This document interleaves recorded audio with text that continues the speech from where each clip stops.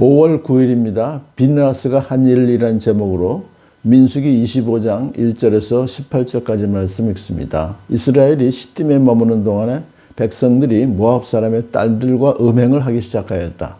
모압 사람의 딸들이 자기 신들에게 바치는 제사에 이스라엘 백성을 초대하였고 이스라엘 백성은 거기에 가서 먹고 그 신들에게 머리를 숙였다. 그래서 이스라엘은 바알보올과 결합하였다. 주님께서는 이스라엘에게 크게 진노하셨다. 주님께서 모세에게 말씀하셨다. 너는 백성의 우두머리들을 모두 잡아다가 해가 환히 비치는 대낮에 주 앞에서 그것들의 목을 매달아라. 그래야만 나 주의 진노가 이스라엘에서 떠날 것이다. 모세는 이스라엘 재판관들에게 말하였다. 당신들은 제각기 당신들의 남자들 가운데서 바알보올과 결합한 자들을 죽이시오. 이스라엘 자손이 회막 어귀에서 통곡하고 있을 때 이스라엘 자손 가운데서 한 남자가 모세와 이스라엘 자손은 온 회중이 보는 앞에서 한 미디안 여자를 데리고 집으로 들어갔다. 아론의 손자이자 엘르아살의 아들인 제사장 비느하스가 이것을 보고 회중 가운데서 나와 창을 들고 그 두 남녀를 따라 장막 안으로 들어가 이스라엘 남자와 미디안 여자의 배를 꿰뚫으니 연병이 이스라엘 자손 사이에서 그쳤다. 그러나 그 연병으로 이미 죽은 사람이 24,000명이었다. 주님께서 모세에게 말씀하셨다. 아론의 손자이자 엘르아살의 아들인 제사장 비느하스가 한 일을 보아서 내가 더 이상 이스라엘 자손에게 화를 내지 않겠다. 그는 이스라엘 자손이 나 밖에 다른 신을 섬기는 것을 결코 용납하지 않았다. 그러므로 나는 이스라엘 자손을 홧김에 멸하는 일은 삼갔다. 그러므로 너는 내가 비느하스와 평화의 언약을 맺으려 한다고 말하여라. 그와 그 뒤를 잇는 자손에게 영원한 제사장 직분을 보장하는 언약을 세우겠다. 그는 나 밖에 다른 신을 섬기는 것을 용납하지 않았고 그렇게 함으로써 이스라엘 자손의 죄를 속해 주었기 때문이다. 미디안 여자와 함께 죽은 그 이스라엘 남자는 시므온 가문의 지도부인 살루의 아들 시므리다. 그와 함께 죽은 미디안 여자는 미디안에 있는 한 가문의 종파 우두머리인 수르의 딸 고스비이다. 주님께서 모세에게 다음과 같이 말씀하셨다. 너희는 미디안 사람을 원수로 여겨 그들을 쳐 죽여라. 그들은 부월에서 생겼던 일과 미디안의 한 우두머리의 딸 곧 부월에서 생긴 일로 연병이 돌던 때에 처형당한 그들의 누이 고스비의 일로 너희를 속였고 그렇게 너희를 속였을 때에 이미 너희에게 고통을 주었기 때문이다. 아멘.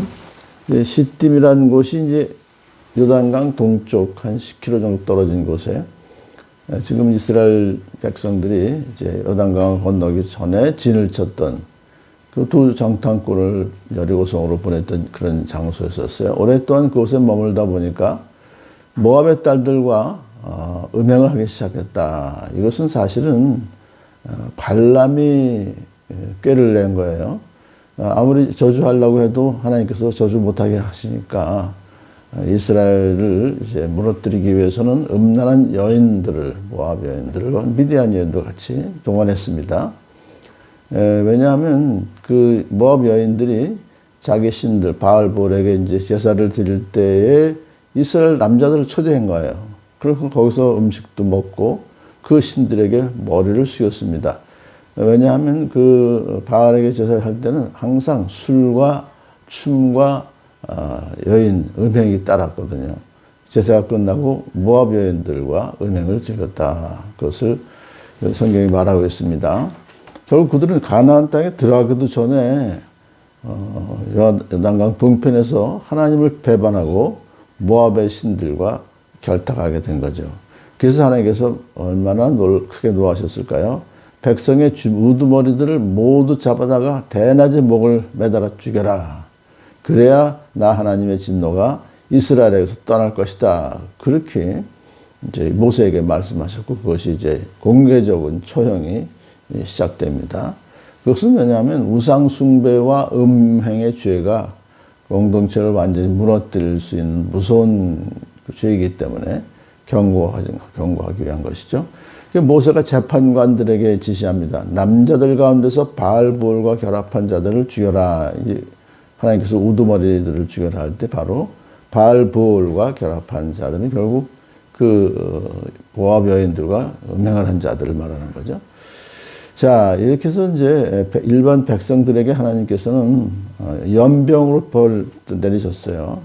그러니까 백성들은 연병으로 고통을 받고 또 거기에 참 우두머리들은 이제 공개적으로 처형당하는 그런 가운데서 이스라엘 자손이 이제 회막 어귀에서 통곡하고 있습니다. 왜 회막 어귀까지 나왔냐 하니까 이것은 바로 자기들이 하나님께 죄를 지은 거기 때문에 하나님께로 나와서 참회의 눈물을 흘리고 있는 것입니다.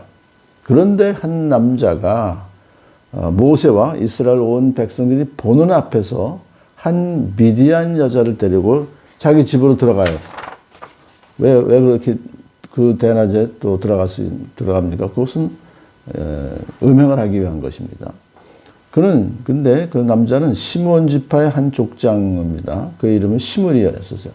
유력한 자였어. 또 그 여자도 마찬가지로 미디안 족속의 수령에 따른 수르의 딸 고스베 역시 미디안 족속에도 유력한 자예요. 그러니까 그들이 대표적으로 그런 공개적으로 그냥 음란한 짓을 하고 있는 것입니다.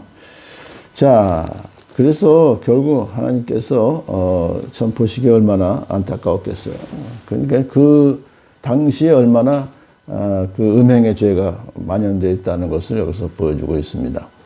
그러자 아론의 손자 엘르아살의 아들인 제사장 비느하스가 3대째 내려오는 거죠. 이것을 보고 자리를 박차고 결연이 일어났습니다. 도저히 그냥 지나칠 수 없는 음행의 현장을 보고 의분이 생긴 거죠.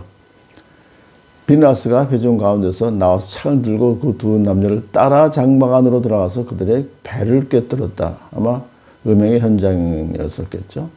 비느하스가 두 사람을 죽인 것은 단순히 두 사람이 음행을 저지른 데 대한 처형이 아니라 음행을 통해서 하나님을 배신하고 이방신을 섬긴 바알보를 섬긴 데 대한 처형입니다.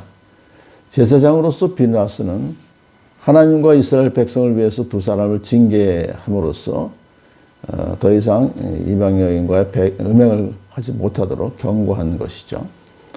그러자 연병이 그쳤습니다. 그 연병으로 이미 24,000명이나 죽었어요.